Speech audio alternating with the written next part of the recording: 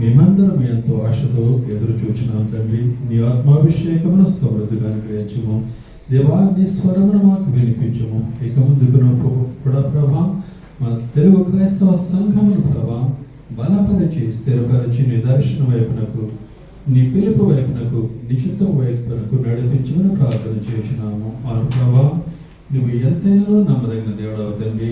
54 సంవత్సరాలు నీ కృపలో భద్రపరిచిన దేవుడవు అయ్యా. నీ రెండవ రాకడ వరకు కూడా నీ సంఘమును నీ దర్శనం వైపు నడిపించటకు సమర్థవంతుడు అని విశ్వాసంతో నిన్ను స్తుతించి కనపరిచి ఆరాధించున్నాం తండ్రి.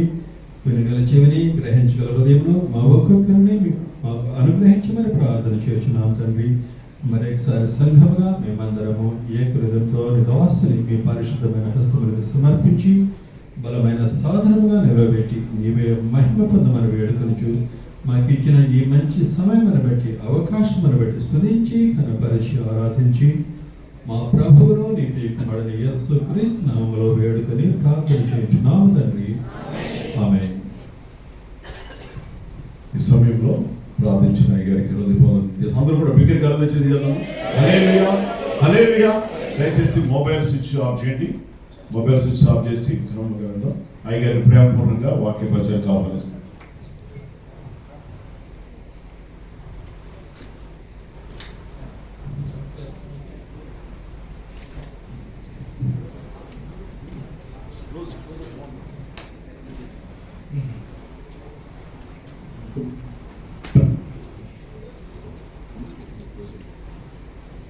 Praise the lord. ఇది నేను అనుకోలేదు, ఈ ప్రార్థన కొడుకులో ఉండాలి అనేది. లేటెస్ట్ డెవలప్మెంట్ ఇది. అంతకుముందు నేను మీ మధ్యకు తర్వాత ఈ ప్రార్థనా శక్తి కలిగిన బిడ్డలందరూ ఈరోజు వస్తారని దేవానంద గారు చాలా అడుగుతూ వచ్చారు. ఇది ఆ విధంగా టైం టేబుల్ చేయబడింది. మరి మీరు ఏం చేయదలిచారో చేసేసి కూర్చోండి. మాటి మాటికి దాన్ని దిగుతున్న పని ఉంది.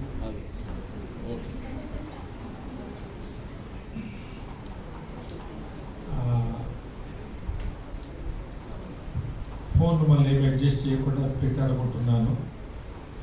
ఇంకా ఏమైనా అడ్జస్ట్ చేయవలసిన అవసరం ఉంటే అది ఎక్కడ ఆగిపోతే అక్కడ ఆగిపోనియండి.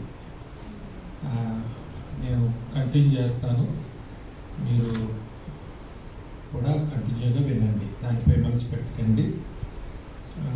మరి వెనకటికి ఎవరో అలాంటి సేవకుడు చాలా దూర ప్రయాణం చేసి అలసిపోయి నేను కూర్చుని వాక్యం చెబుతాను, మీకేమైనా అభ్యంతరమా అని అడిగారంట. అప్పుడు ఏకకంఠం అందరూ మాకు ఏం అభ్యంతరం లేదు అయ్యారు, మీరు కూర్చుని వాక్యం చెప్పండి, మేము పడుకుని వింటామన్నారు. ఒకవేళ అలా ఎవరైనా చేస్తే మీరు లేచి నిలబడి మిమ్మల్ని లేపుతాను. కనుక అన్నిటికీ సిద్ధంగా ఉందాము. కువైట్ వచ్చిన తర్వాత నాకు రాత్రికి పగలకు తేడా తెలుస్తలేదు. మరి ఇది ఇండియా నుంచి ప్రకాష్ గారు మన దేశం వచ్చారని మొన్న యానివర్సరీ అనౌన్స్ చేస్తే మరి వీళ్ళు ఎక్కడ జూడుపడ్డారని నేను అనుకున్నాను. మరి ఒక ఇండియా నుంచే నేను వచ్చి ఉంటే ఇప్పుడు వాక్యం చెప్పకూడదు, గాఢ నిద్రలో ఉండాలి నేను ఈ టైంకి కదా. ఇట్స్ అబౌట్ 2:30 AM కదా. మంచిది. మనం రాత్రి కొంత దేవుని సన్నిధిలో గడపడానికి మరి సాల్మన్ గారు కూడా రావడం చాలా సంతోషం. వారు ఫోన్ చేసి నేను కోవిడ్ వచ్చిన తర్వాత నాతో మాట్లాడారు, కొంత అనారోగ్యం అని కూడా చెప్పారు. ఈరోజు రావడం సంతోషం. మరి చాలా కాలంగా మీ సంఘాల గురించి నేను వింటూ వచ్చాను.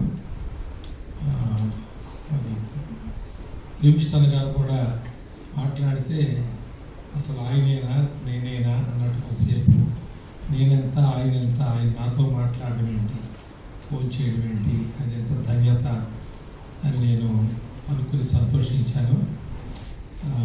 తప్పకుండా మీరు మా దగ్గర రావాలి అన్నప్పుడు నాకు కూడా మిమ్మల్ని చూడాలని ఉందండి.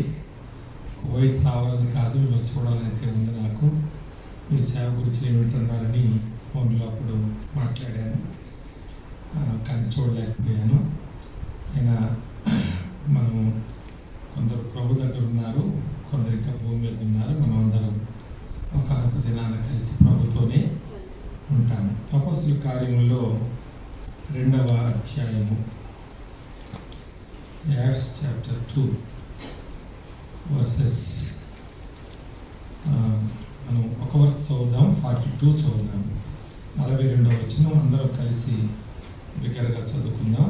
అపొస్తలుల కార్యములు 2వ అధ్యాయము 42వ వచనం.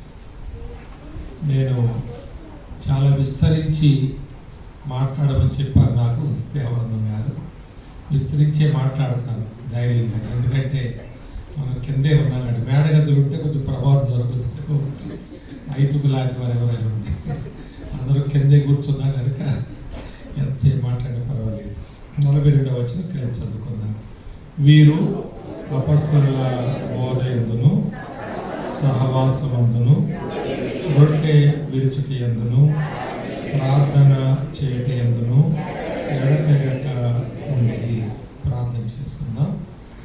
ప్రియుడైన తండ్రి, నీ కృప చేత ఈ అర్ధరాత్రి ఇంతమంది నీ సన్నిధికి వచ్చి రాత్రి అంతా ప్రార్థన చేయాలని ఒక సంకల్పం కలిగి ఉండగా, ప్రార్థన చేయుట అనే విషయంలో మేము నేర్చుకోవాల్సిన పాఠాలు, ప్రోత్సాహము మీరు మాకు అనుగ్రహిస్తారని నమ్ముతున్నాం.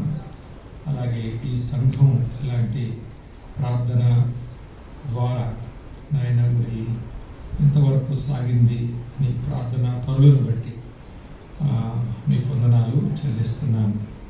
ప్రభువా, మరి ప్రార్థనా పరులే సంఘానికి పెట్టుబడి, వారే సంఘాన్ని నిలబెట్టువారు, సంఘమునకు వారే వెన్నెముక లాంటి వారు.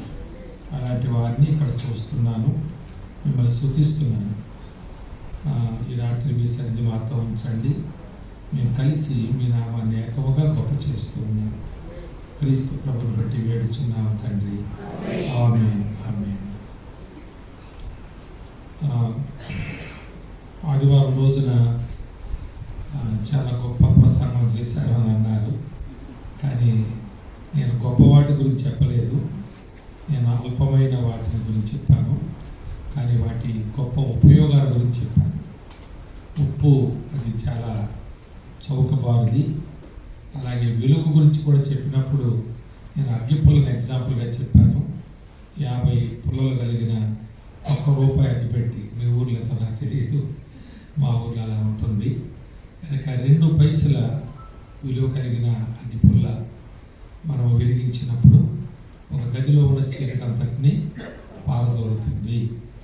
కనుక మనము విశ్వాసముగా ఈ 2 విషయాలు, మరి ఉప్పు విషయం ఆలోచిస్తే ₹10,000 ఖరీదైనటువంటి పప్పులు, అలాగే దినుసులు, తదితరమైన సామాన్లన్నీ షాపులో తీసుకుని ఉప్పు మర్చిపోతే మళ్ళీ వెనక పరిగెట్టాల్సిందే. కనుక లేకపోతే ఈ ₹10,000 ఖర్చు పెట్టినటువంటి ఆ విలువైన వాటిని మనం ఉపయోగించుకోలేము. కనుక ఉప్పు విలువ చాలా తక్కువ, ఉపయోగము చాలా ఎక్కువ. కనుక దేవుని సంఘంలో ఎవరు కూడా విలువల కొరకు పోటీ పడకూడదు, ప్రాకులు ఆడకూడదు.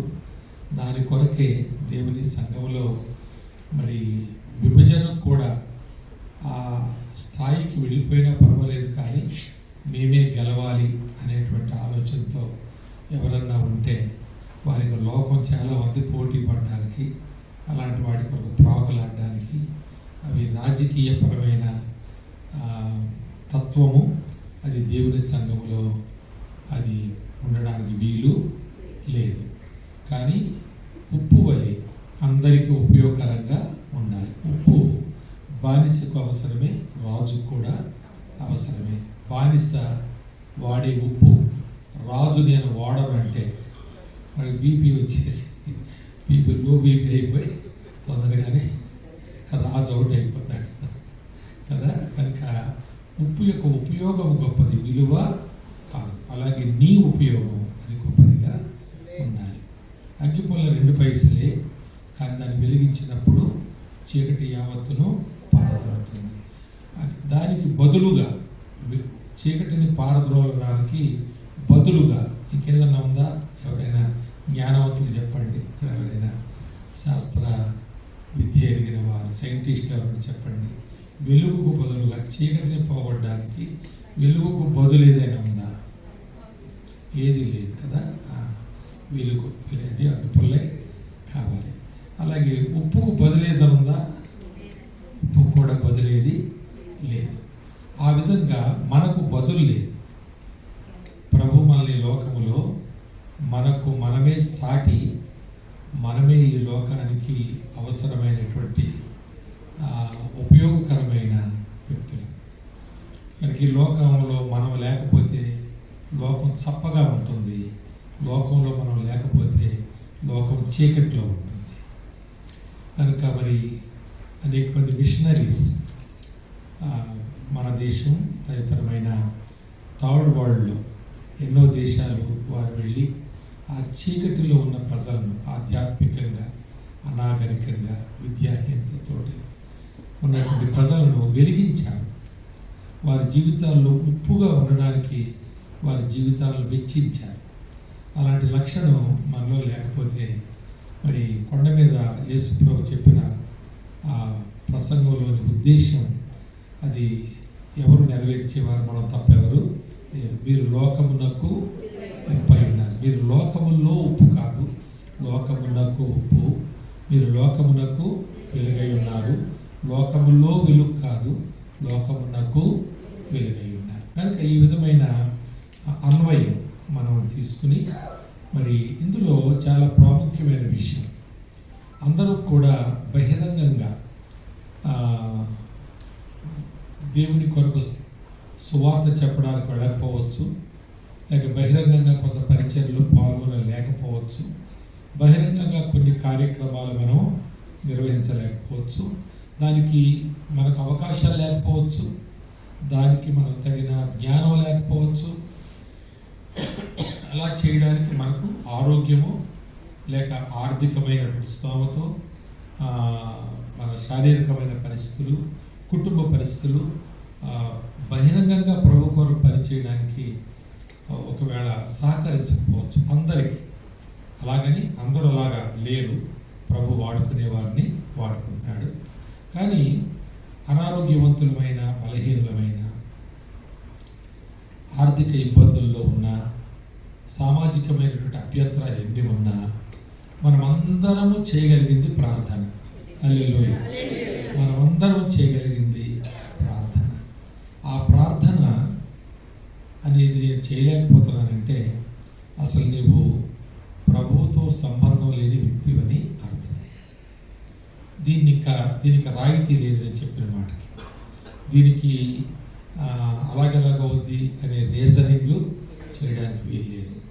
ఇది దేవునితో నీకు సంబంధం ఉంది అనాలంటే నువ్వు ప్రార్థన చేయడం ఒకటే ఆ సంబంధానికి, ఆ బంధానికి మూలము, ప్రప్రదమైనటువంటి సాధనము మన ప్రార్థన.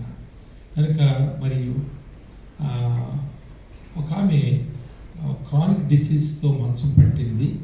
ఆమె చనిపోతుందని చెప్పి అన్నారట డాక్టర్స్. మరి కొద్ది కాలమే ఆమె ఉంటుంది, ఇంకా ఆమె బాడీ మెడిసిన్ సహకరించడం లేదు కనుక ఇంకా మెడిసిన్ ఎక్కువ వాడొద్దండి, ఉన్నంతకాలం ఉపశమనంగా ఏవో విటమిన్స్ ఇస్తూ, ఆ విటమినైజ్డ్ ట్యాబ్లెట్స్ ఏవో ఇస్తూ గడపవలసింది అన్నప్పుడు ఈ విషయం ఆమె తెలియగా ఆమె పెన్ తీసుకుని, పోస్ట్ కార్డ్స్ తీసుకుని ఆ దినాల్లో 60 మంది సేవకులకు లెటర్ రాసిందంట. 60 మంది సేవకులకు.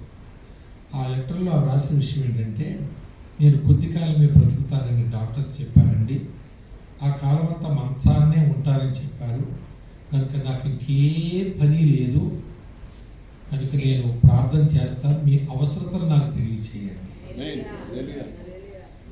నేను ప్రార్థన చేస్తాను, నాకేం పని లేదు, ఇంట్లో వంట చేయక్కర్లేదు, వాకలు తొడవక్కర్లేదు, ఏది చక్కబెట్టక్కర్లేదు, కనుక మీరు మీ అవసరాలు తెలియచేయడని 60 మందికి ఉత్తరము రాస్తారు.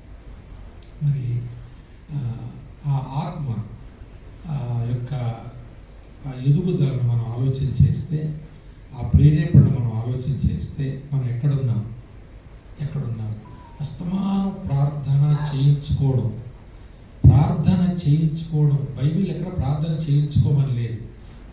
ఒక చోట ఉంటే వాడు ఎవడంటే వాడు తప్పు చేసి రోగం తెచ్చుకున్నాడు. వాడు ఏం చేయాలి? సంఘ పెద్దలు పిలిపించుకుని వాడు తప్పులు ఒప్పుకుని, అది ఉంది మరి అక్కడ, వాడు తప్పులు ఒప్పుకుని వాడు పశ్చాత్తాపడి ఆడ దగ్గర ఒప్పుకుంటుండగా అప్పుడు పెద్దలు నూనె రాసి అతనికి ప్రార్థన చేశారు. కనుక మరి నిజంగా ప్రార్థన భిక్షగాళం కాకూడదు, మనం ప్రార్థన ఇచ్చేవాళ్ళం కావాలి, ఇతరులకు ప్రార్థన ఇచ్చేవాళ్ళం కావాలి, ప్రార్థన చేయించుకునేవాళ్ళం కాదు, ప్రార్థన చేసేవాళ్ళం కావాలి.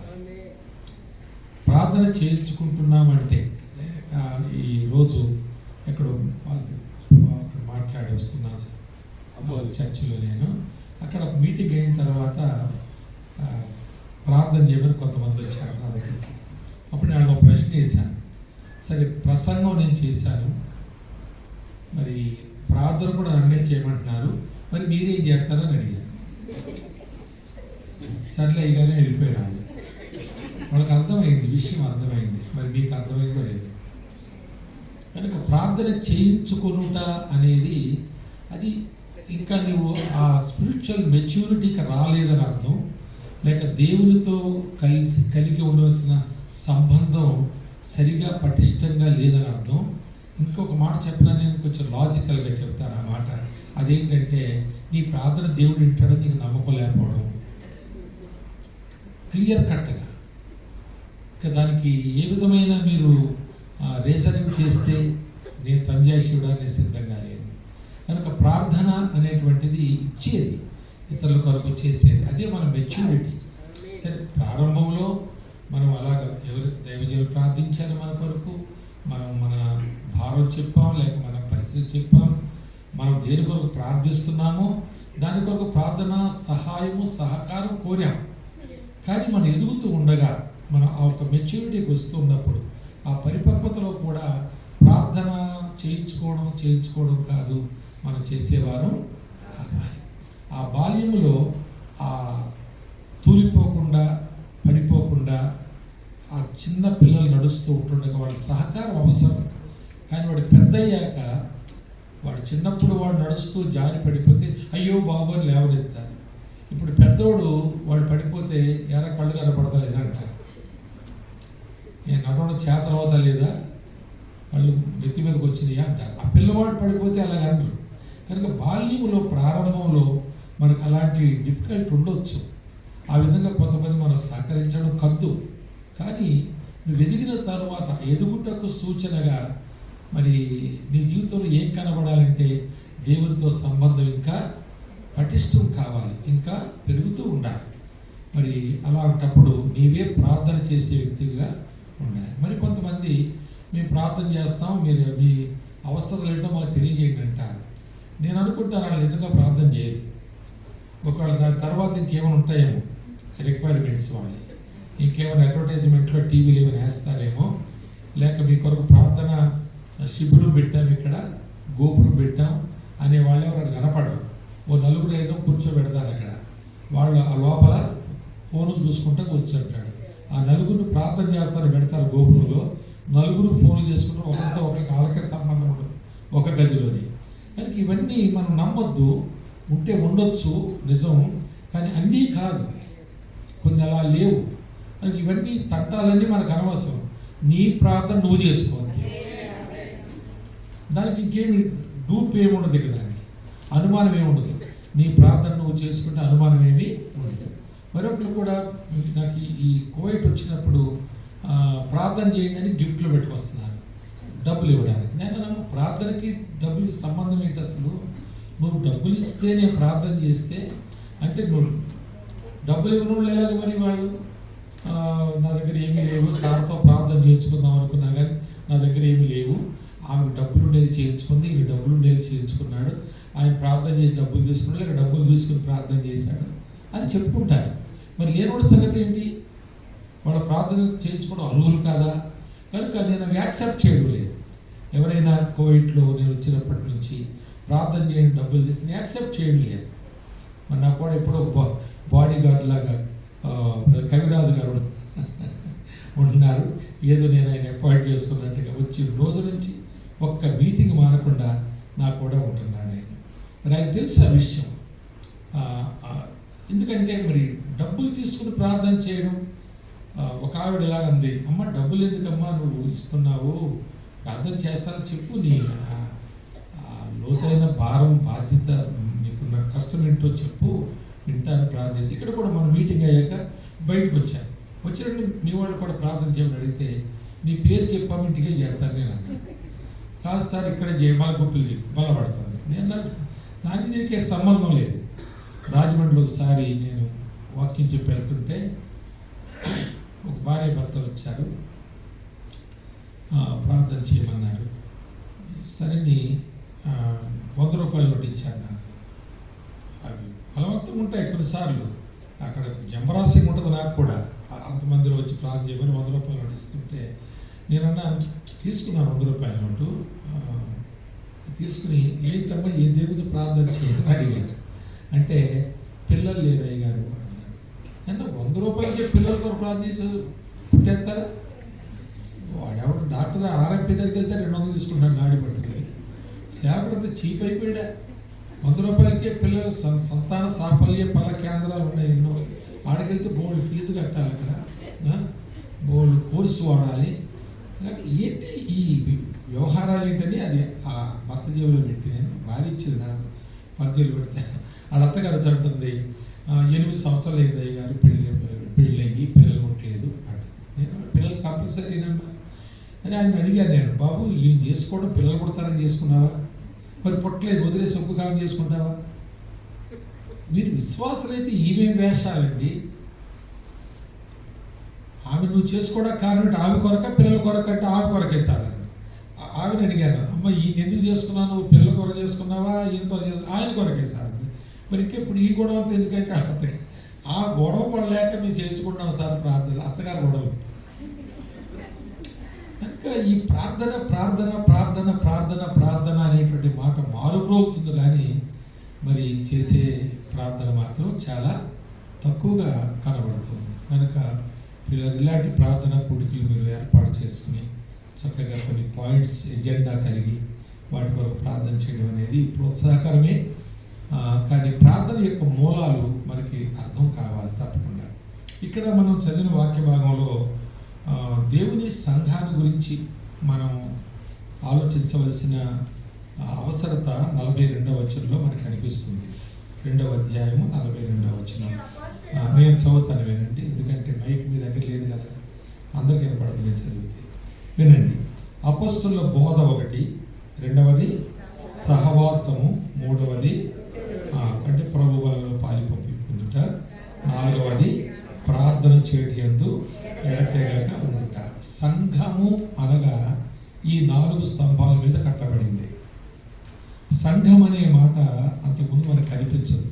చూడండి 41వ వచనంలో, కాబట్టి చూడండి అన్నప్పుడు చూడండి, చదవమంటే చదివింది కానీ అప్పుడు మీరు సరిగ్గా వింటున్నారు లేదు నాకు అర్థమైంది. కాబట్టి అతని వాక్యం అంగీకరించిన వారు బాప్తిస్మము పొందిరి. ఆ దినమందు ఇంచుమించు 3,000 మంది చేర్చబడిరి. ఎక్కడ చేర్చబడ్డారు వీళ్ళు అనుకుంటాం మనం చాలాసార్లు. సంఘం ఎక్కడదప్పుడు? సంఘం లేదు. మరి ఎక్కడ చేర్చబడ్డారు? అంతకుముందు మేడగదిలో ఇంచుమించు 120 మంది ఉన్నారు. వారితో ఇంచుమించు 3,000 మంది చేర్చబడ్డారు అంతే. సంఘం లేదప్పుడు, సంఘం ఆవిర్భవించబడలేదు. కనుక వీళ్ళు సంఘంలో కాదు చేర్చబడింది, వారితో చేర్చబడ్డారు. ఆ తరువాత వారు ఈ విధంగా మిగిలిన జీవితకాలం అంతా అపొస్తలుల బోధలో ఉన్నారు, అలాగే ఒకరితో ఒకరు సహవాసం కలిగి ఉన్నారు రక్షించబడిన వారందరూ. ఆ తర్వాత వారు పరిశుద్ధ బలలో పాలిపంపులు పొందారు. అంటే మరి మనం 37వ వచనం చదివితే మనకు అర్థమవుతుంది. ఇదంతా కూడా కడమ అపొస్తలులు వచ్చి పేతురును యేసును సిలువ వేసిన వారు వచ్చి కడమ అపొస్తలులు అడుగుతారు, మేము 36 చూడండి, మీరు సిలువ వేసిన ఈ యేసుని దేవుడు ప్రభువుగాను క్రీస్తుగాను నియమించెను, ఇది ఇశ్రాయేలు వంశమంతా రూఢిగా తెలుసుకున్న వాళ్ళని పేతురు ఆ పరిశుద్ధాత్మ ఆరంగేట్రం ఆయన దిగి వచ్చిన దినమున ఆత్మచేత మాట్లాడుతున్న ఆ ప్రసంగంలో అక్కడకు ఆయన ముగించాడు. అంతవరకు ఎక్కడ ఎవరు ఇంటర్ఫిరెన్స్ లేదు, ఎక్కడ కూడా మరి ఆగకుండా అనర్గళంగా మాట్లాడాడు. అక్కడ 37వ వచనంలో వెంటనే ఆ సిలువ వేయబడిన సమయంలో ఉన్నవారు ఆ యొక్క టీంలో ఒక శతాధిపతితో కలిసి ఉన్న సైనికులు, మరి సిలువ మోసిన కాలమంతా కూడా ఉన్నవారు, ఒకరు ఊసిన వారు ఉన్నారు, ఆయన గడ్డం లాగిన వాళ్ళు ఉన్నారు, అంగి పట్టుకున్న వాళ్ళు ఉన్నారు, హింసించిన వారు ఉన్నారు. వీళ్ళందరూ కూడా ఒక ప్రశ్న వేశారు, అయితే ఇప్పుడు మేము ఏమి చేయవలను? వారి హృదయములలో నొచ్చుకొని, కింద చూడండి ఫుట్నోట్లో పొడవబడి, ఉన్ననేసం చూడండి ఫుట్నోట్లో పొడవబడి, ఈ మాట పొడవబడింది. మీరు సిలువ వేసిన యేసుని దేవుడు మీకు రక్షకుడుగా నియమిస్తే మీరు ఆయన సిలువ వేశారు అని చెప్పాడు. అప్పుడు వీళ్ళకు డౌట్ వచ్చింది, అయితే ఇక మాకు రక్షణ లేదా, మాకు విమోచన లేదా, మేము మా రక్షకుడినే సిలువ వేస్తే ఇక మాకు క్షమాపణ ఎక్కడ దొరుకుతుంది అని అనుకున్నారు. అప్పుడు ఆయన చాలా చక్కగా 35వ వచనంలో సువార్త చెప్పాడు, లేదు అలా కాదు, మీరు మారు మనసు పొందండి ఇప్పుడైనా సరే. అంటే అర్థం ఏంటి? ఇంతకుముందు దేవుని ఎడల మీకున్న వ్యతిరేక భావం లేక యేసు ఎడల మీకున్న ఆ శత్రుత్వాన్ని మీ మనసులో పెంచుకున్నారు కదా, దాన్ని మార్చుకోండి. తర్వాత మీ యొక్క పాపముల గురించి పశ్చాత్తాపపడి ఆ క్షమాపణ నిమిత్తము మీరు ప్రభు దగ్గర ఒప్పుకున్న దాని ప్రకారము ఆయన మిమ్మల్ని క్షమిస్తాడు. అది ఆయన వాగ్దానం. కనుక మీరు మీ పాపమును ఒప్పుకోండి, అవి క్షమించబడతాయి. ఆ తర్వాత మీరు బాప్తిస్మం తీసుకోండి. ఆ తర్వాత మీరు పరిశుద్ధాత్మ వరమును దేవుడు అనుగ్రహిస్తాడు. చూడండి, ఇక్కడ 4 విషయాలు ఉన్నాయి. ఒకటి, మీరు మారు మనసు పొందండి, దేవుడు పాపాలు క్షమిస్తాడు. ఆ తర్వాత మీరు బాప్తిస్మం తీసుకోండి, ఆయన క్షమించినందువలన మీరు బాప్తిస్మం తీసుకోండి ఆ నిశ్చయతతో. తర్వాత దేవుడు పరిశుద్ధాత్మను వరిస్తాడు. 2 మీరు చేయండి, 2 దేవుడు చేస్తాడు. ఇది ఈ రక్షణానుభవంలో ఈ ప్రక్రియ చాలా తేటగా జరిగిన అనుభూతి నీకు నాకు ఉండాలి. మరి అలా లేకుండా నేను నమ్మేసుకున్నాను, చర్చకు వచ్చేసాను, బైబిల్ తెచ్చేసాను, చదివేస్తున్నాను, నేర్చుకున్నాను, ట్రైనింగ్ అయ్యాను, ఇప్పుడు 32 సార్లు అయింది బైబిల్ చదివి, నేను మళ్ళీ మొదలు పెట్టేశాను, మళ్ళీ సార్లు అయింది, ఎవ్రీ ఇయర్ నాకే ఫస్ట్ ప్రైజ్ వస్తుంది బైబిల్ చదవడం, నాకంటే ఎక్కువ చదివిన వాడు మా సంఘంలో లేరు. ఇలాంటి బడాయి మాటలు మనం చెప్పుకునే ప్రయోజనం ఏమీ లేదు. మనము ఈ 4 విషయాల్లో నిశ్చయత కలిగి ఉండాలి. అయితే మన క్రైస్తవ్యం ప్రారంభం కాలేదని అర్థం, మనం ఇంకా ప్రభువు రక్షణను పొందలేదని అర్థం, ఇంకా ఆయన పరిశుద్ధాత్మ మనకు దొరకలేదని అర్థం. బాప్తిస్మం అంటే పెళ్ళిళ్ళు తీసేసుకుంటున్నారు కొందరు, బాప్తిస్మం అంటే వయసును బట్టి తీసుకుంటున్నారు, బాప్తిస్మం అంటే ఇంట్లో అందరూ తీసుకున్నాం కదా, నువ్వు ఒక్కడే మిగిలిపోయావు, నువ్వు కూడా మునగరా అని చెప్తున్నారు, వాడు మునుగుతున్నాడు. మరి ఈ విధంగా ఎందరో బాప్తిసాలు ఆయా మిష చేత తీసుకుంటూ ఉన్నారు. అది కాదు. ఈ ప్రాసెస్ ఉంది ఇక్కడ. తప్పకుండా ఈ 4 మాటలు మన మీద ఆపాదించబడాలి. కనుక వాటిని మనము అనుసరించాలి. అలాంటి రక్షణానుభవం కలిగిన వారు చిక్కు చెదరకుండా వారు ప్రభు కొరకు ప్రాణములు పెట్టైన సాక్షులుగా బ్రతుకుతారు. తర్వాత 4 విషయాల తర్వాత 2 మనం చేయాలి, 2 ప్రభు దేవుడు చేస్తాడు. తర్వాత పేతురు మాట్లాడుతూ ఒక మాట చెప్పాడు 40వ వచనంలో, ఇంకను అనేక విధములైన మాటలతో సాక్ష్యమిచ్చి మీరు మూర్ఖులకు ఈ తరము వారికి వేరై రక్షణ పొందుడని వారిని హెచ్చరించారు. కనుక ఇక్కడ ఈ 4 పర్సనల్గా జరిగినాయి. ఇప్పుడు ఈ 5వ విషయం ఏంటంటే, మనం మళ్ళీ సమాజంలోకి వెళుతున్నాం, మన బంధువుల్లోకి వెళుతున్నాం. ఎవరండి అన్యాయస్తులు హ్యాండ్ ఆఫ్ చేశారు? Can anybody help me? మీకు ఆయి కూర్చున్నారు, ఏసీలు ఉన్నారు, మాట్లాడాలి, చెమటలు పడతాయి. అందుకే ఇక్కడ నాకు టిష్యూస్ పెట్టారు, చెమట తుడుచుకున్నారు.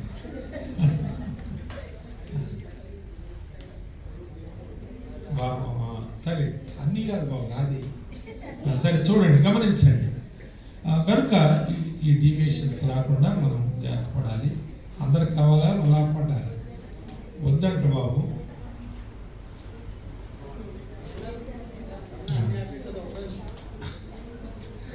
ఇది అర్థమవుతుంది, ధన్యాసాలు. కాబట్టి ఇక్కడ పేతురు చెబుతున్న మరో ముఖ్యమైన మాట ఏంటంటే, మీరు పర్సనల్గా వచ్చారు, నేను పర్సనల్గా చెప్పాను. ఈ 4 పర్సనల్గా జరుగుతాయి.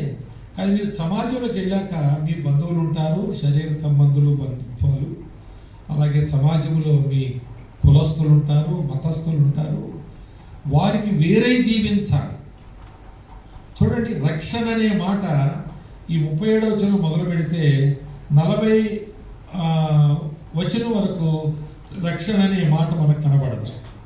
అంటే నువ్వు మారు మనసు పొందినా, నువ్వు బాప్తిసం తీసుకున్నా, ప్రభు ఆత్మ నువ్వు పొందినా, నువ్వు తిరిగి నీ సమాజంలోకి వెళ్ళిన తర్వాత కొన్ని చిక్కులు నీకు వస్తాయి, కొన్ని ఆచారాలు ఉంటాయి. కొంతమంది నిన్ను వెనక లాగేసేటువంటి బలవంతులు ఉంటారు. అలాంటప్పుడు నువ్వు చేయవలసింది ఒకటే, వాళ్ళని వెలివేసి బ్రతకాలు.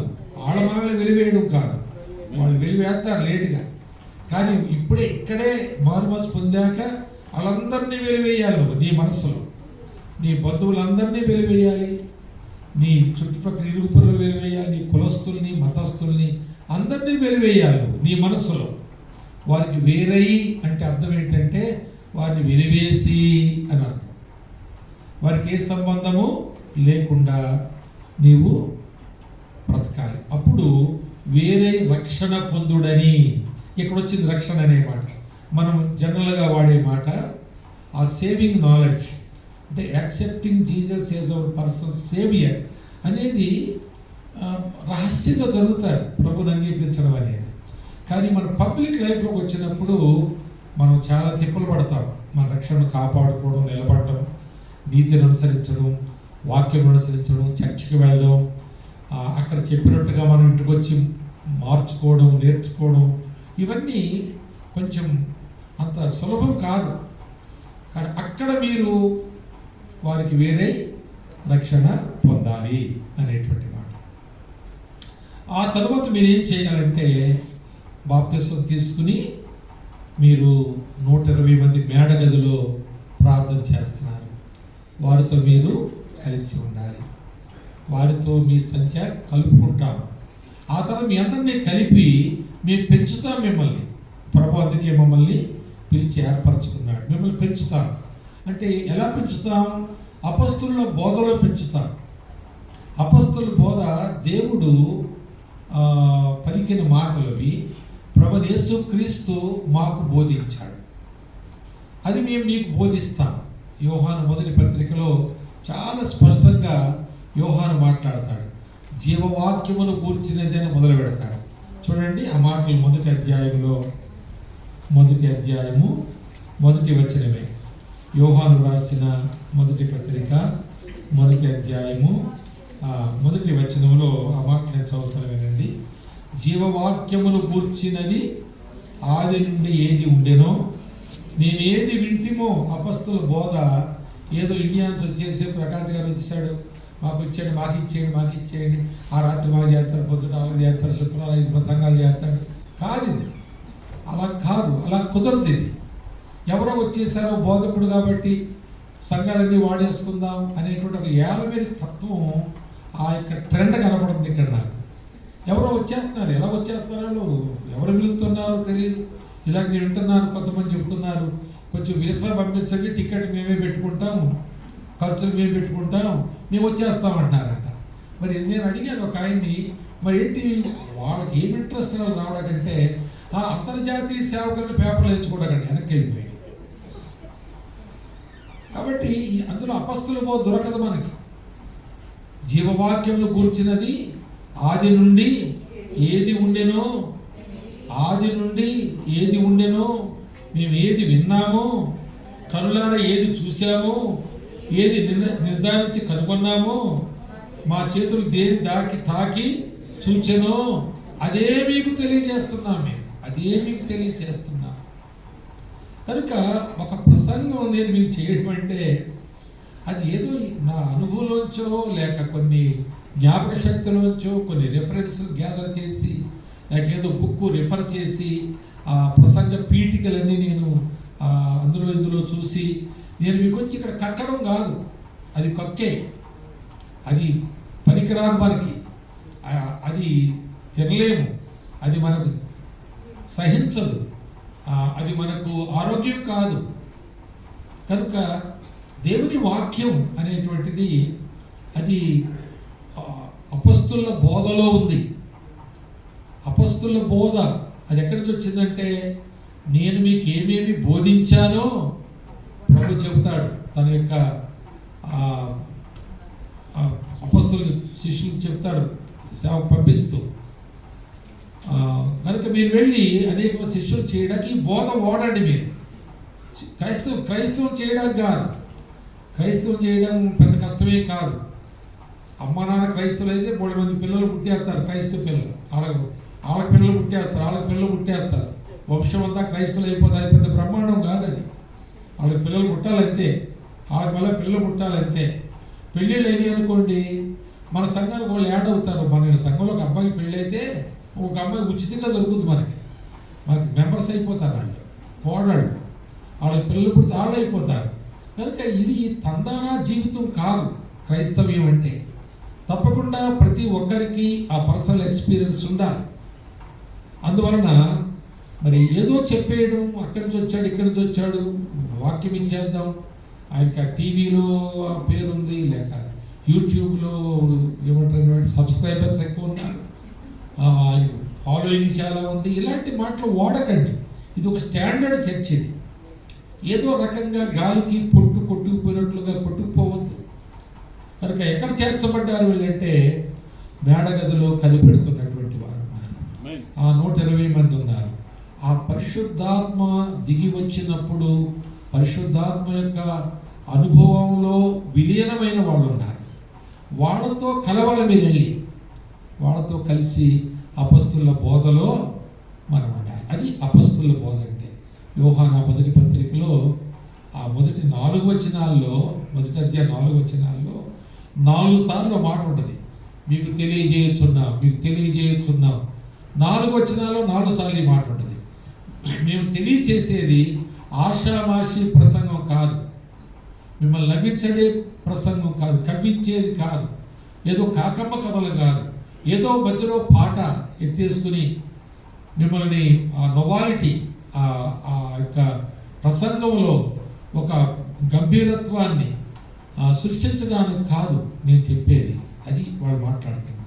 మేము ఆది నుండి ఉన్నట్టు జీవవాక్యం, ఆ జీవవాక్యము మాకు జీవార్థంగా ఆయన మాకు ఇవ్వగా అది మాకు ప్రత్యక్షమైన జీవాన్ని మీకు ఇస్తున్నాం, ఎందుకంటే మీరు నిత్య జీవాన్ని పొందాలని. ఎంత మంచి మాటలు ఉంటాయండి ఆ 4 వచనాల్లో, ఎంత దివ్యమైన పునాది మాటలు ఉంటాయి అందులో. కనుక మాకు జీవం ప్రత్యక్షమైంది, అది మేము మీకు నిత్య జీవముగా ఉండునట్లు మీకు తెలియచేయచ్చున్నాం. అది ఒక సేవకుని యొక్క బాధ్యత, ఒక భారం. ఆ విధంగా మనము అపొస్తల బోధ యందు ఉండాలి. సహవాసం అన్నాడు. ఆ మాట గమనించండి. సహవాసంలో ఏముండాలి అంటే ఆ క్రింద 43 నుంచి 47 వచనాలు మనం సాధారణ ఇగ్నోర్ చేస్తాం, వాటిని ఎక్కువగా చదవము, కానీ వాటిని చదవాలి. అందులో 2 మాటలు గమనించండి. సహవాసం 46వ వచనంలో మరియు వారు ఏక మనస్కులై, అదొక మాట. రెండవ మాట 47వ వచనంలో నిష్కపటమైన హృదయముతో. ఎంత మంచి మాటలు చూడండి. ఏక మనస్కులై నిష్కపటమైన హృదయముతో. ఆలోచన చేయండి. మన సహవాసంలో అలాంటి లక్షణాలు చాలా తక్కువ కనబడతాయి. ఒకే గ్రూప్ ఎప్పుడు ఆడవాళ్ళే కలిసి ఉంటారు. మళ్ళీ వేరే వాళ్ళు కలవరెవరు, వీళ్ళు కలవరు. బయటికి వెళ్ళిపోతే చాలు ఏవో మాటలు మాట్లాడుకుంటూ ఉంటారు, ఏవో సంగతులు, సాధక బాధకాలు, అట్లా గ్రూప్స్గా విడిపోతుంటారు. కానీ ప్రతి వారం మనం వచ్చినప్పుడు, ప్రతిసారి మనం వచ్చినప్పుడు ఎవరిని మనము ఈ మధ్యలో కలవలేకపోతున్నామో వారిని కలవడానికి ఆతృత పడాలి మనం. అది ఏక మనస్కులు అంటే అర్థం. తర్వాత నిష్కపటమైన హృదయం అంటే అర్థం. అది ఎవరిని మధ్యలో కలవలేకపోతున్నామో, ఎందుకు కలవలేకపోతున్నామో? సమాధానం లేదా, ఈక్వాలిటీ లేదా, హోదాలో తేడా ఉందా? ఇవన్నీ మనము పరిగణలోనికి తీసుకుని సహవాసము చేయాలి. నేను వీటికి క్లుప్తంగా చెప్పి ప్రార్థన విషయం కొద్ది ఎక్కువ చెప్పి నేను ముగిస్తాను. కనుక అపస్తుల బోధ యందును సహవాసమందును. రెండవ మాట రొట్టె విరుచుట యందును. రొట్టె విరుచుట అంటే ప్రభు బలలో పాలిపంపులు పొందుట అనే మాట మనం చూస్తాం. ఎందుకు పాలిపంపులు పొందాలి? ఒకసారి కొరింథీయులకు రాసిన మొదటి పత్రికలో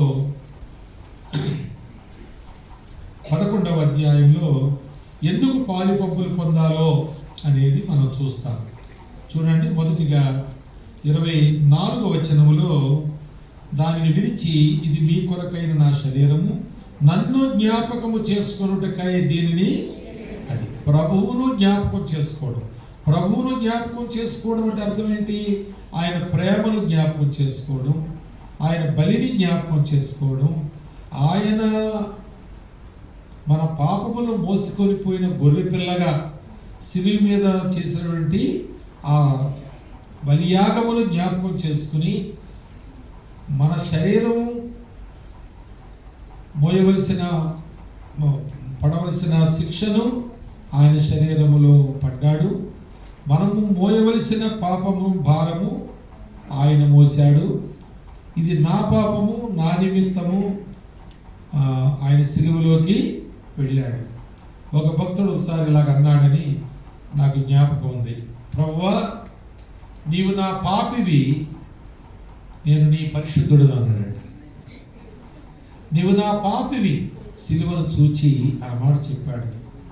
నీవు నా పాపివి, నేను నీ పరిశుద్ధుడు. కనుక నీవు నా కొరకై పాపిగా చేయబడ్డావు, పాపముగా చేయబడ్డావు. పాపి కాదు, పాపముగా చేయబడ్డావు. కనుక నేను దేవుని నీతి అయ్యాను.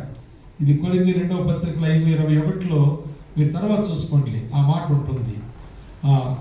మరి మనం ఆయన యందు దేవుని నీతి అగునట్లుగా దేవుడు ఆయనను పాపముగా చేసెను అనే మాట. కనుక మనం దేవుని నీతి అగునట్లుగా, మన నీతి కాదు, మానవ నీతి కాదు, సామాజిక నీతి కాదు, శాస్త్రీయమైన నీతి కాదు, దేవుని నీతి అగునట్లుగా ఆయన మన కొరకు పాపముగా, మన పాపము ఆయన మీద, అది మనం జ్ఞాపకం చేసుకోవాలి. ఈరోజు నేను నిన్ను ఆరాధించడానికి కారణం నీవు నన్ను రక్షించినందున. ఆ రక్షణ నాకు ఉచితంగా వచ్చింది, కానీ అది నీవు పొందినటువంటి గాయములలో నుండి, నువ్వు చిందించిన రక్తములో నుండి వచ్చింది, నువ్వు పెట్టిన ప్రాణంలోంచి వచ్చింది అని జ్ఞాపకం చేసుకోవడం. ఓ రొట్టె ముక్క, ఓ ద్రాక్షరసం చుక్క, ఇందులో పెద్ద బ్రహ్మాండం ఉంది అని తినేసి మింగేసి వెళ్ళిపోవడం కాదు. ప్రభు బలి యొక్క ఉద్దేశం అది. అలాంటి కన్విక్షన్, అటువంటి ఒప్పింపు, ఆ యొక్క పశ్చాత్తాపంతో కూడిన కృతజ్ఞతా భావం మన డీప్ ఇన్ ద హార్ట్, హృదయ ఆంతర్యముల్లో మనకు లేకపోతే అది పుట్టి నేరస్థం అవుతాం. మనం కొందరు చచ్చిపోయారంట తిని. కొందరు రోగులు అయ్యారంట, కొందరు బలహీనులు అయ్యారంట. దేవుడి వాక్యంలో రాయబడింది ఆ మాట ఈ 11వ అధ్యాయంలోనే. కనుక ప్రభు బల్ల అన్నప్పుడు చాలా జాగ్రత్తగా ఉండాలి. మొదటిది 3 మాటలు చెప్తాను. మొదటిది 24వ వచనంలో ఆయన జ్ఞాపకం చేసుకోవడం కొరకు, 26వ వచనంలో ఇతరులను జ్ఞాపకం చేసుకోవడం కొరకు. ఏంటి 26వ వచనం? మీరు రొట్టెని తిని చూస్తున్నారు, మీరు ఒకసారి చదవండి అందరూ.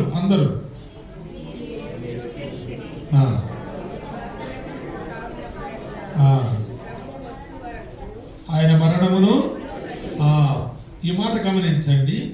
ఈ రొట్టె తిన్నవాళ్ళు, ఈ పాత్రలో తాగిన వాళ్ళు ప్రభు వచ్చే వరకు, నువ్వు చచ్చే వరకు ఆయన మరణాన్ని ఇతరులకు ప్రచురము చేయాలి. క్రీస్తు నా నిమిత్తము మరణించినందువల్ల నేను బ్రతుకుతున్నాను, జీవించువాడను ఇకను నేను కాను. దమస్కు మార్గములో నాకు ప్రత్యక్షమైన ఆ క్రీస్తు నాయందు జీవించుచున్నాడు. ఆయన సిలువ వేయబడినట్లుగా నేను కూడా నా జీవితాన్ని సిలువకు వేయబడ్డాను. ఆయన నా పాపపు పత్రాన్ని మేకులతో సిలువకు కొట్టివేశాడు. ఇప్పుడు లోకమునకు నాకును మధ్యలో సిలువ ఉంది. కనుక కొలసే పత్రికలో, గలతీ పత్రికలో ఈ మాటలు మనం చూస్తాం. ఆ విధంగా మనము ఇతరులకు సువార్త చెప్పాలి. ఇతరులు రక్షించబడకపోతే, వారు యుగాయుగాలు పాతాళములు ఉంటే, నీవు ఎరిగిన వారు పాతాళములు ఉంటే నీ ఉత్తరవాదివై ఉంటావు. వారితో సంవత్సరాల తరబడి స్నేహం ఉంది, లావాదేవీలు ఉన్నాయి, బంధుత్వాలు ఉన్నాయి. అనేక సార్లు అనేక విషయాల్లో వారికి సహాయం నువ్వు అందించావు, లేక నీకు వాళ్ళు సహాయం చేశారు.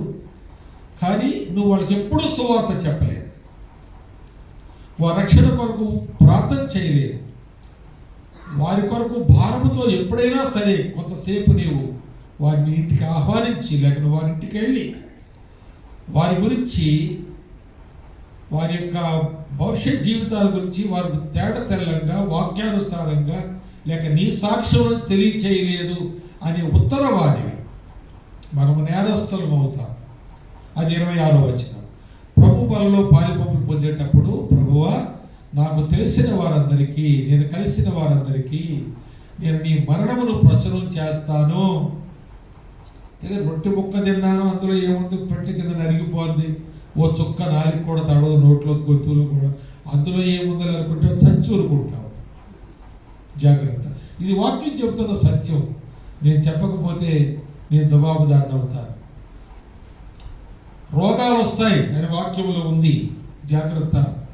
కొందరు బలహీన పడిపోయారు, అంటే స్వచ్ఛపడిపోయారు, వారు ఎందుకు పనికి రాకుండా పోయారు అనేటువంటి వాళ్ళు మనం కాకూడదు. ఆ వచనం మీకు చూపిస్తాను, నేను వివరించిన కానీ 30వ వచనం. ఇందువల్లనే మీరు అనేకులు బలహీనులను రోగులై ఉన్నారు, చాలా మంది నిద్రించారు. ఇది బైబిల్ లాంగ్వేజ్. అనేక మంది నిద్రించారు అంటే చనిపోయారు. మరి ఇది నీకు రాదా? ఒకవేళ ఇంతవరకు రాకపోతే అది కృప. ఈ కృపను ఈ ప్రసంగం తర్వాత కూడా నువ్వు కావదన్నావనుకో, ఆ కృప నువ్వు నిరర్థకం చేసిన వ్యక్తివై ఇలాంటి శిక్షలకు నీవు పాత్రుడివి అవుతావు, పాత్రురాలు అవుతావు. కనుక చాలా జాగ్రత్తగా ఉందా ప్రభువు దగ్గర. 3వ మాట చూడండి, 3వ మాట 28వ వచనం, 28. కాబట్టి ప్రతి మనుష్యుడు తన్ను తాను పరీక్షించుకునవలను, అలాగూ చేసి ఆ రొట్టెలు తిని ఆ పాత్రలోనిది త్రాగవలను. ప్రభు శరీరం అని వివేచింపక తిని త్రాగువాడు తనకు శిక్షావిధి కలుగుటకే దానిని తిని త్రాగుచూ ఉన్నాడు అనే మాట చూస్తాను. అంటే నిన్ను నీవు జ్ఞాపకం చేసుకో. మొదటిది నువ్వు ప్రభువును జ్ఞాపకం చేసుకో, రెండవది ఇతరులను జ్ఞాపకం చేసుకో, మూడవది నీ బ్రతుకు ఎలా ఉందో నువ్వు జ్ఞాపకం చేసుకో. అది ప్రభు వల్ల అంటే అర్థం. రొట్టె విరిచినంటే అర్థం అర్థం అది. రొట్టె విరుచుట అంటే ఆడ పట్టుకొస్తారు చిన్న ముక్క విరుచుకుని తినమని కాదు అర్థం అక్కడ. అది క్రీస్తు శరీరమును నీవు తాగుతున్నావు, చేయి వేస్తున్నావు, ఆయన రక్తమును నీవు త్రాగుతున్నావు. ఎవడు నా శరీరమును తిని నా రక్తమును త్రాగునో అంత్యదినములలో వారిని నేను లేపుదును అని ప్రభు యోహాను సువార్తలో చెప్పాడు. కనుక జాగ్రత్తగా ఉందాం ఈ విషయంలో. చివరిది ఏంటంటే ప్రార్థన చేయుట యందు ఎడతెగక ఉండాలి. So what does it mean? ప్రార్థన అనే మాటకు అర్థం ఏంటి అంటే, నేను మీకు బైబిల్ గ్రంథంలో మొట్టమొదటిగా ప్రార్థన ఎక్కడో తెలుసా? లోకం చెప్పండి ఎవరైనా. ఆది కాండం, వెరీ గుడ్, 4వ అధ్యాయం 26వ వచనం, 25, 26 వచనాలు మనం చదివితే 26వ వచనంలో సేతునకు కూడా కుమారుడు పుట్టెను, అతనికి ఏనోషను పేరు పెట్టెను. అప్పుడు యెహోవా నామమున ప్రార్థన చేయుట ప్రారంభము ఆయను. ప్రార్థన అనే మాట ఇప్పుడు సరే బైబిల్లో మొట్టమొదటిగా ఏదైనా ఒక ఆధ్యాత్మికమైన విషయం ప్రారంభంలో కనబడితే కొంతసేపు ఆగి మనం దాని గురించి ఆలోచన చేస్తే మంచిది. ఇప్పుడు ఏనోషు పుట్టిన తరువాత ప్రార్థన చేయుట ఆరంభమాయను. ఈ మాట ఏనోషు పుట్టిన తరువాత జరిగిన విషయంగా ఇది గుర్తింపుకు ఏనోషు రాయబడ్డాడు, కానీ ప్రార్థన ఏనోషు చేసినందున ప్రారంభం అవడం కాదు. ఇది ఏనోషు ప్రార్థనా పరుడు అని చెప్పడానికి ఏమి వీల్లేదు. అలా అనుకుంటే సేతు చాలా మంచివాడు, మరి ఆయన ప్రార్థన చేయలేదు కానీ ఆయన కొడుకు ప్రార్థన చేశాడని మనం సేతుని రిమార్క్ చేద్దామా? మనం కాదు. కానీ ఇక్కడ విషయం ఏంటంటే ఆదాముకు ఒక విధమైన చలనం వచ్చింది ఆయనకి.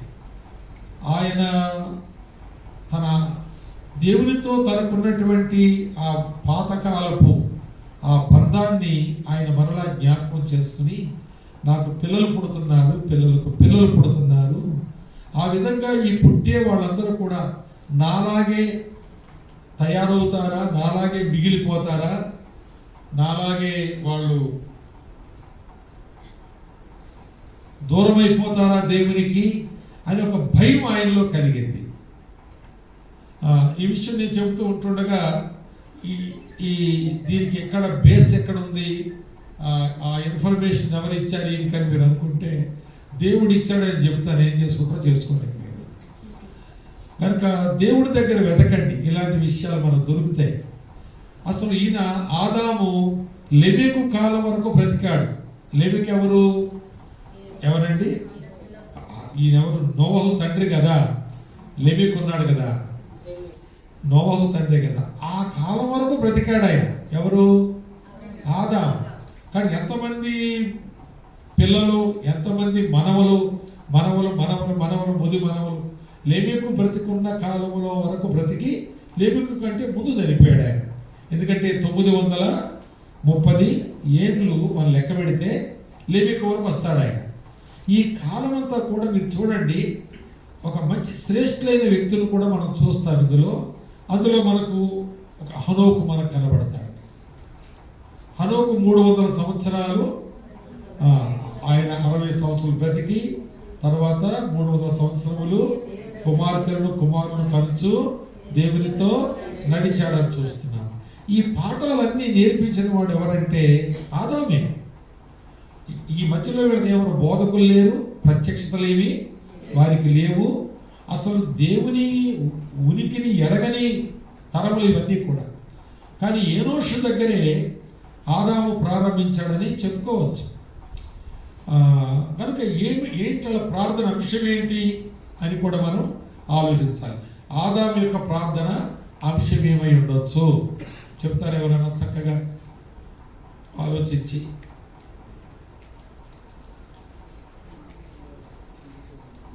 పిల్లలు లేరా అంటే పిల్లలు ఉన్నారు, అని భూములు లేవంటే ప్రపంచం అంతా అయిందే. ఆయనకి ఏ లోటుపాట్లు ఏవి లేవు. అమ్మా వెరీ గుడ్, మంచి మాట చెప్పారు. నేను ఒక క్రమంలో నేను మీకు ఆ మాట చెప్పాలంటే, మొట్టమొదటిగా ఆ సిస్టర్ గారు చెప్పినట్లుగా తాను కోల్పోయినవన్నీ తన పిల్లలు కోల్పోకూడదు. దేవునితో తనకున్నటువంటి సహవాసము నా పిల్లలు తిరిగి పునరుద్ధరించుకోవాలి. ఇంతవరకు ఆ పిల్లలకు ఆ విషయం తెలియదు. మేము ఎలాగెందుకు అయ్యామో షేతుకు తెలియదు, ఆయనకి చెప్పాలి.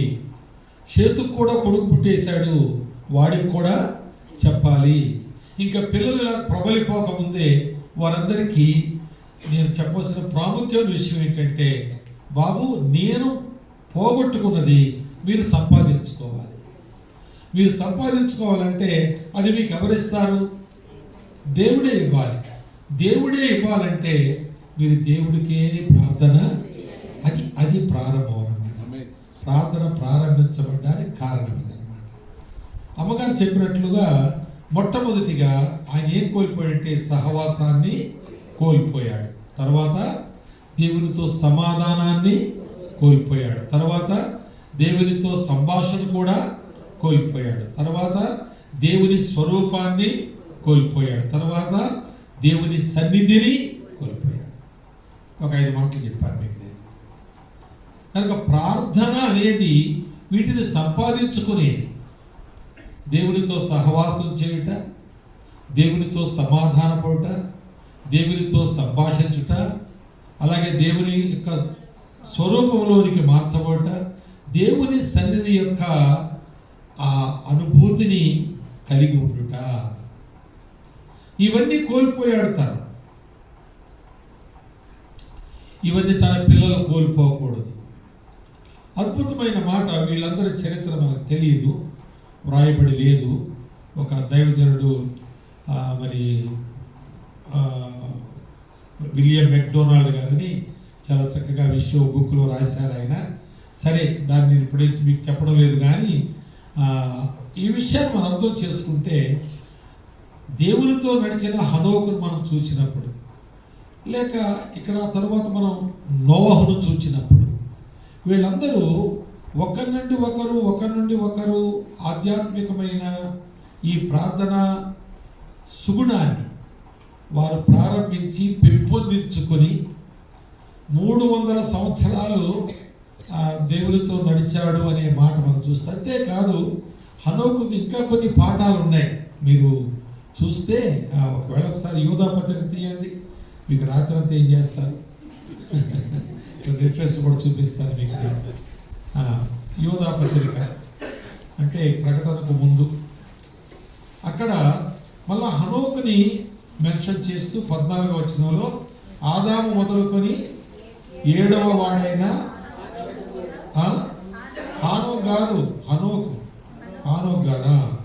హనోకు కూడా వీరిని గూర్చి ప్రవచించి అంటే ఇప్పుడు హనోకు ఎవరన్నమాట? ప్రవక్త అన్నమాట, ప్రవచించిన వాడు అన్నమాట. తర్వాత ఇదిగో అందరికీ తీర్పు తీర్చుటకును వారిలో భక్తిహీనులుగా చేసిన వారి భక్తిహీన క్రియలను బట్టి భక్తిహీనులైన పాపులు తన విరోధంగా చెప్పిన కఠినమైన మాటలను గురించి వారిని ఒప్పించుటకును ప్రభువు వేవేల పరిశుద్ధుల పరివారంతో వచ్చెను అంటే ఒక దర్శనం చూశాడు. He was a man of vision. He was a man of prophecy. And he was a man of message.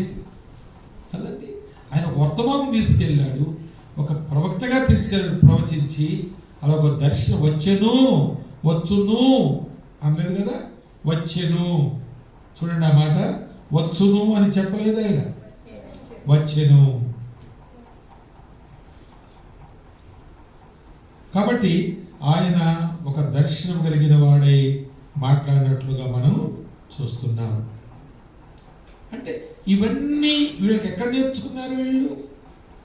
ఇప్పుడు ఆదాము ఆయనతో సహవాసం కోల్పోయాడు, సంభాషణ కోల్పోయాడు, సమాధానం కోల్పోయాడు, ఆయన స్వరూపాన్ని పోగొట్టుకున్నాడు, మహిమను పోగొట్టుకున్నాడు.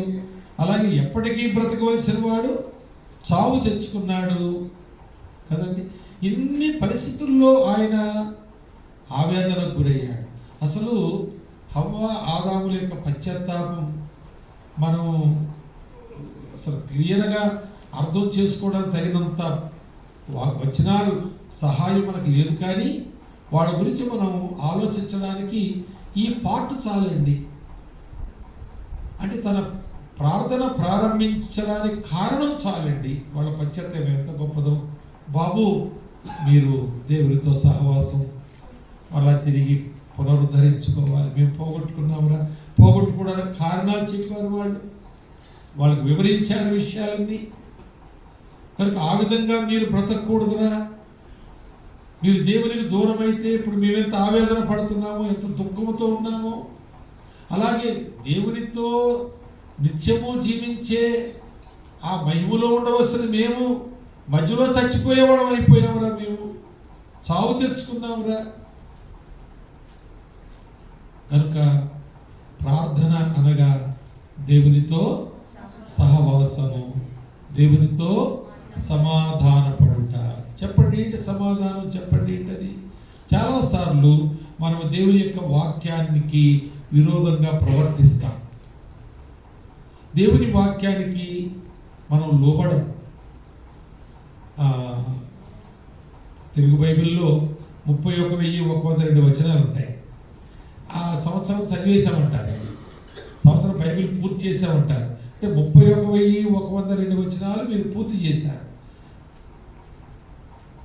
ఇప్పుడు నేను ఒకసారి మీరు మీ బైబిల్ ఎలా తెలిసి, అమ్మ నువ్వు సంవత్సరంలో పూర్తి చేసావు కదా, ఈ వచ్చిన విషయంలో ఏం చేసావు అని అడిగితే ఏం చెప్తావు?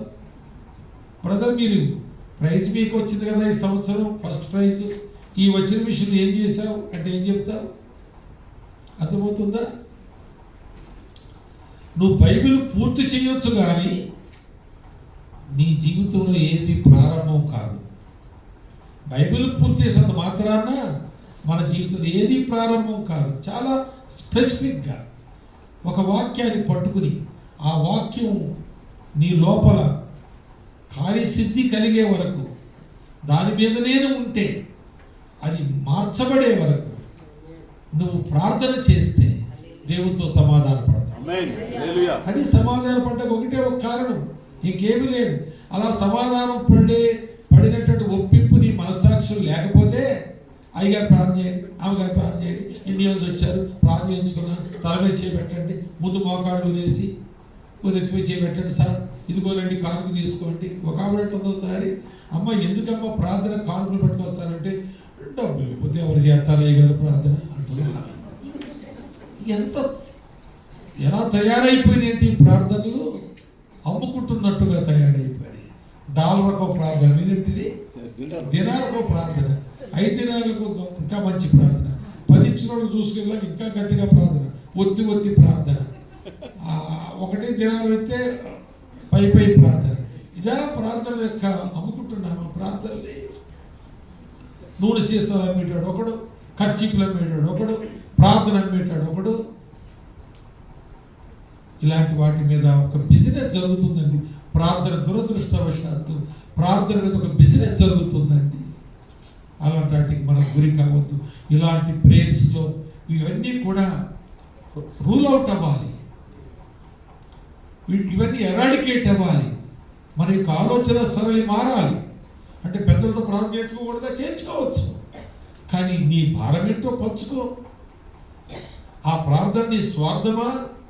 ఆ ప్రార్థన కేవలం నీ చుట్టూనే తిరుగుతుందా?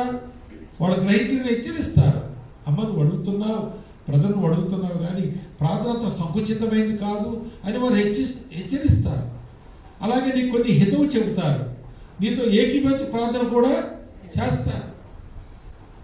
కానీ ప్రార్థన చేయండి అని నోట్లు పట్టు తిరగడం, జేబుల్లో పెట్టడం, అయ్యగారికి 10 ఇస్తే ప్రార్థన చేశారు నాకు అని అనడం, ఏంటి ప్రచారాలు? కనుక ప్రార్థనకు ఖచ్చితమైన కారణాలు ఇక్కడ మీకు 5 చెప్పాను నేను. మన ప్రార్థన దేవునితో సహవాసం చేయటం, మన ప్రార్థన దేవునితో సమాధాన పడటం, మన ప్రార్థన దేవునితో సంభాషించడం. సంభాషణ ఆగిపోయింది, గంటేశారు, ఆ తోటలో బయటకు వెళ్ళిపోయారు వాళ్ళు. ఇక సంబంధం లేదు, సంభాషణ లేదు. అంతేకాదు ఆయన మహిమను కూడా, ఆయన స్వరూపాన్ని పోగొట్టుకున్నారు, ఆయన పోలికను పోగొట్టుకున్నారు, ఆయన స్వభావాన్ని కూడా పోగొట్టుకున్నారు. అంతేకాదు వారు ఆయన సన్నిధిలో ఎన్నడూ ఉండకుండా ఆ యొక్క మరి తోటకు కావలిగా ఖడ్గము నియమించబడింది.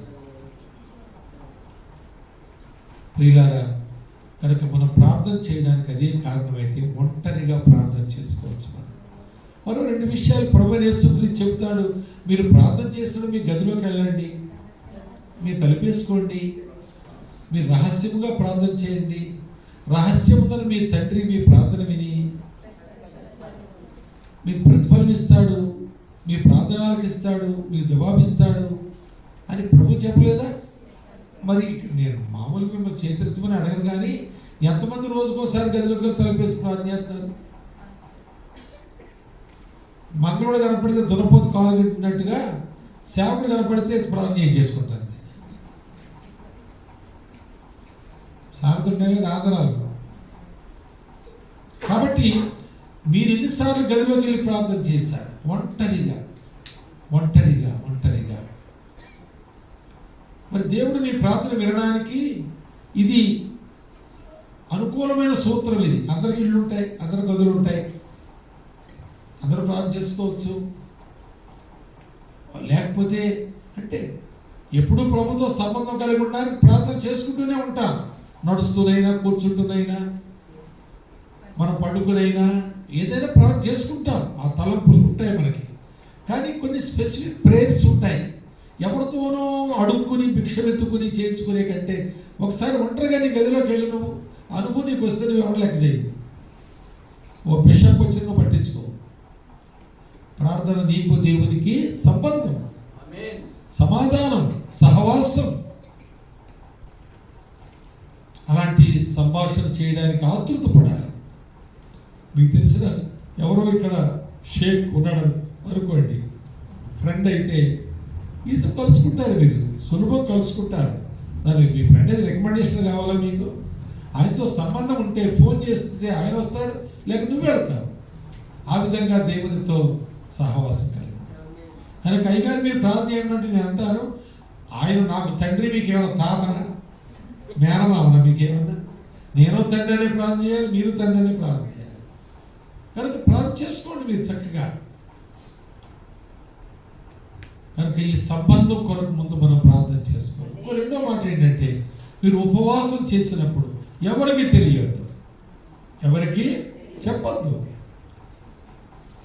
ఉపవాసం అండి, 2-3 రోజులు ఉపవాసం ఉన్నానండి, పక్క చిక్కిపోయినండి, నీళ్ళు కూడా తాగుతలేదండి, మాట్లాడలేకపోతానండి.